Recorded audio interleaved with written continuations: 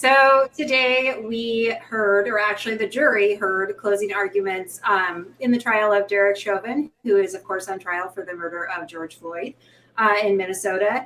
And as expected, both the prosecution and the defense made their final plea to the jury and sought to defend their experts and their, overall arguments, as they should. The defense spent a great amount of time, Eric Nelson spent a great amount of time trying to explain the jurors the burden of proof that the prosecution did not meet, and then really told them to read the directions carefully, the criteria and the parameters for finding someone guilty beyond a reasonable doubt. And he listed all of the ways in which the prosecution did not accomplish this. But where it got really interesting is when there was reference to Rep. Maxine Waters' comments about what should happen after the verdict should Derek Chauvin not be convicted of the murder of George Floyd. And she said something to the effect of people need to get more confrontational, get out into the streets,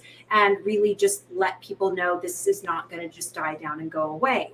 Well, the judge basically said she's, because Eric Nelson tried to have a mistrial declared because of these remarks. But basically the judge said, her remarks were reprehensible, which I'm not even going to get into the whole false equivalency with Trump and the stolen election and the insurrection. And these are two different things. And I see a lot of false equivalency about this, but I'm just not going to engage that right now. But what he did say is that Rep. Waters' remarks could actually result in an overturned trial if there were an appeal. Well, I know that starting tomorrow morning, Jennifer, poll cam, all the safety equipment, batteries are just going to be in the chargers constantly at this point. Yeah. Everything's going to be sitting at the door. We will cover the verdict live when it comes down. And depending on what the verdict is, I may just look in the camera and say, well, that's it. Live stream's over. I'm heading to Seattle.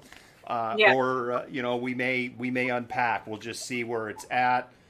Yeah, it's interesting that they're already starting to reinforce major cities in preparation for the verdict coming down. I know Minnesota has got quite a bit of National Guard and reinforcements there. NYPD made a statement today that they are also in preparation, in the midst of preparation for when the verdict comes down, because they expect protesting there as well. So they're already beginning to reinforce major cities.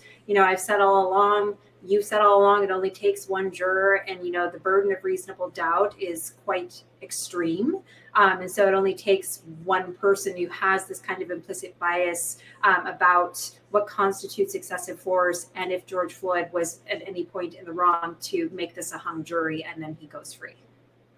Well, the word reasonable police officer was dropped about 100 times by the defense today in trying to frame Derek Chauvin and his actions as reasonable. I did some reading over the weekend, Jennifer, and a lot of experts are flat out puzzled on how weak the defense was, with speculation being that this was as good as it could get, that they were probably having a very hard time finding anybody willing to kind of defend the case. Well, and then I was reading something last week, too, that was sent through our chat about the expert that had actually volunteered to help the defense and was making the claims about carbon monoxide playing a role in George Floyd's death. And he is actually part of a wrongful death lawsuit involving another Black man. And I want to say, somebody in the comments, please correct me if I'm wrong. I think it's in Maryland, Dr. Fowler. You're correct. So, that's the kind of witnesses the defense had. But again, we're talking about a group of people with different ideologies, different backgrounds, and, coming to a conclusion beyond a reasonable doubt that he is guilty of, what the prosecution has charged him with. And so that's a difficult feat because you do have people that are sympathetic to the police. You are going to have people that are potentially sympathetic to the size differential, who have these ingrained stereotypes about Black people in their head that the defense repeatedly, brought up and tried to, deploy as much as possible to maybe invoke that. So you have a lot of things, and I am very tense about what is potentially going to happen. And I'm going to be checking my phone a lot in the coming days. I think the other thing we need to acknowledge is that this trial has reopened wounds, particularly for the black community. And the verdict, regardless of what they find, is going to further reopen those wounds within the black community. And I think that needs to be acknowledged. Yeah, absolutely. Absolutely. Jennifer, thank you for the update. We'll continue to monitor that. We're going to do a pause for the cause, and then we're going to go into our next segment. Hi, Malcontents. I'm David, the Malcontent, and I'd like to talk to you for a moment about supporting independent media. When you support us, you help us bring the before, during, and after. You help us defend the First Amendment.